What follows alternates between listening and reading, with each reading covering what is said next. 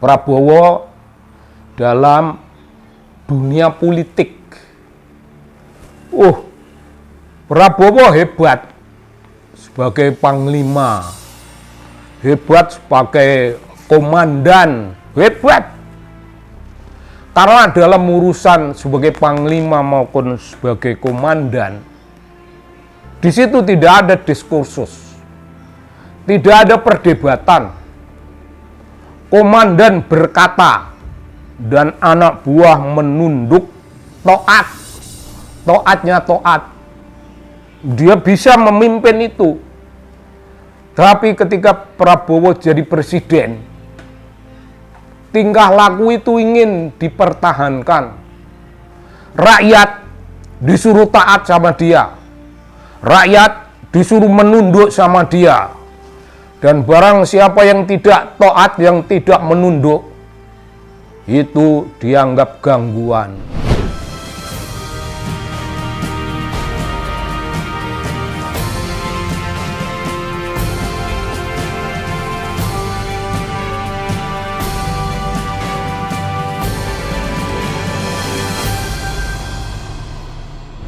Halo Bung, ini diskusi tentang pidato Presiden Prabowo.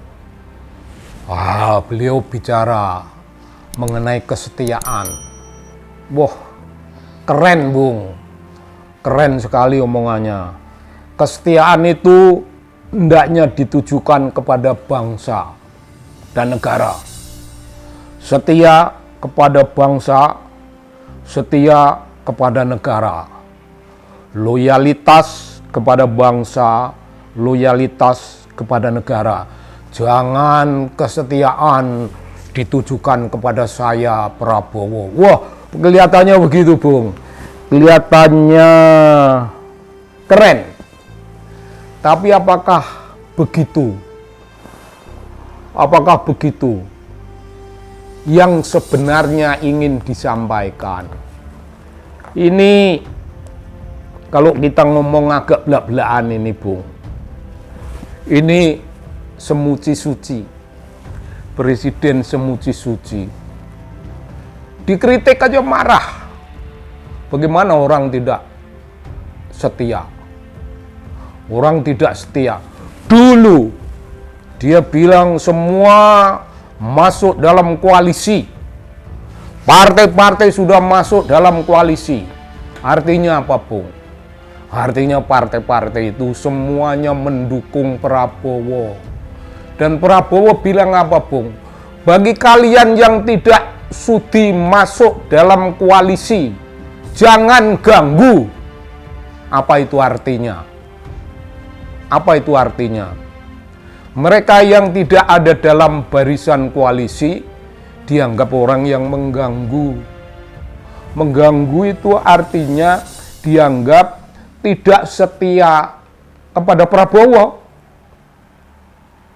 Orang yang mengganggu, orang yang berada di luar koalisi, itu orang yang setia kepada bangsa. Itu mereka yang setia kepada negara, yang dikatakan Prabowo. Setialah kepada bangsa, setialah kepada negara. Jangan setia pada Prabowo. Omongannya begitu, tapi ternyata waktu satu bagian dari partai-partai itu ada yang tidak sudi dalam koalisi. Itu sudah diancam, jangan mengganggu. Maksudnya apa, Bung? Maksudnya apa? Mengganggu apa? Nah, begini kira-kira kalau kita membuat suatu analisis tentang Prabowo. Prabowo dalam dunia politik. Prabowo hebat sebagai panglima, hebat sebagai komandan, hebat. Karena dalam urusan sebagai panglima maupun sebagai komandan, di situ tidak ada diskursus, tidak ada perdebatan. Komandan berkata dan anak buah menunduk, toatnya toat. Dia bisa memimpin itu. Tapi ketika Prabowo jadi presiden, tingkah laku itu ingin dipertahankan. Rakyat disuruh taat sama dia. Rakyat disuruh menunduk sama dia. Dan barang siapa yang tidak taat, yang tidak menunduk, itu dianggap gangguan. Diancam, Bung, diancam. Dan sekarang barang siapa bersuara, oh di masyarakat kita begitu banyak orang yang diancam-ancam. Diancam-ancam. Apa urusannya Prabowo?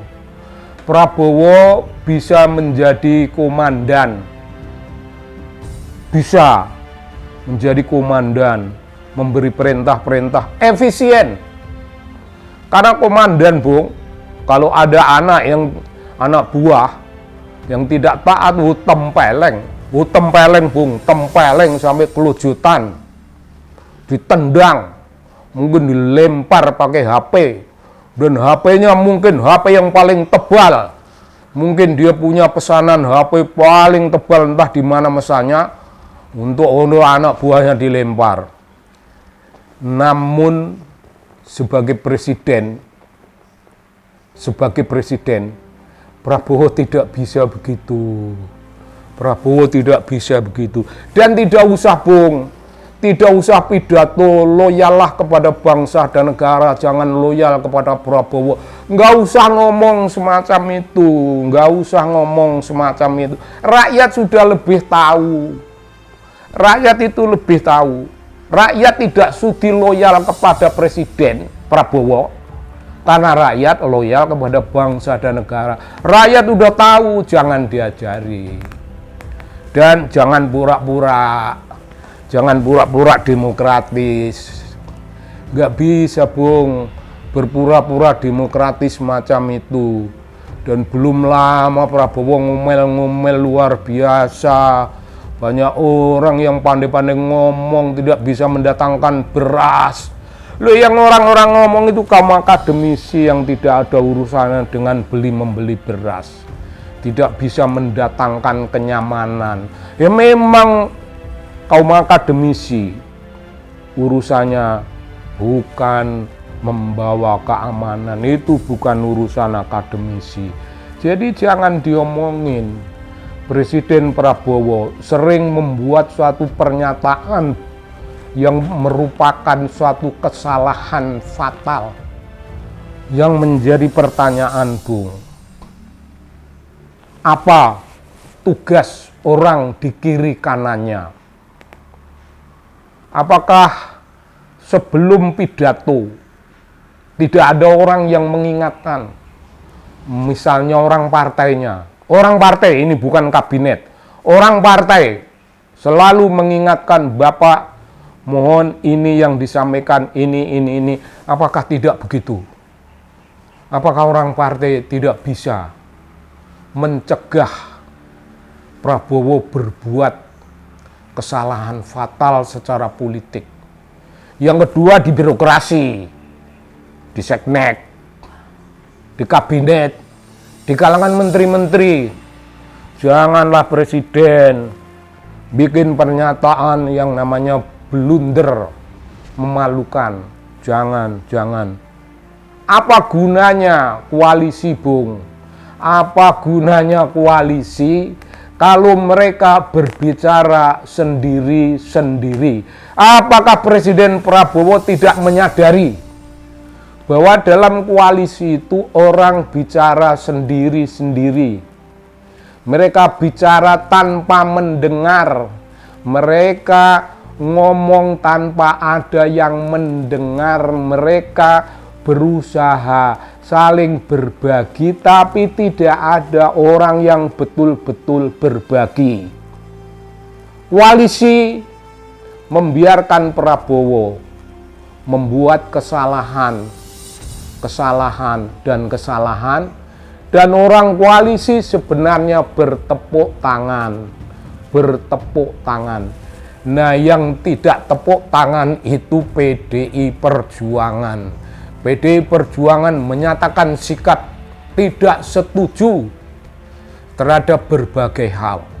Tidak setuju, tidak setuju, tidak setuju. Ya begitu, Bung.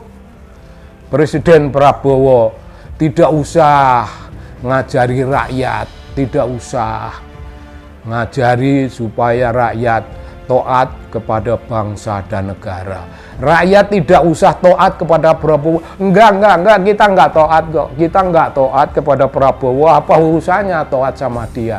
Kita tidak memilih. Orang kayak saya dulu enggak milih, jadi mau taat dalam urusan apa? Begitu, Bung. Belak-belakan memberikan respon kepada omongan dalam pidato Presiden Prabowo. Salam dari TV Anak Bangsa.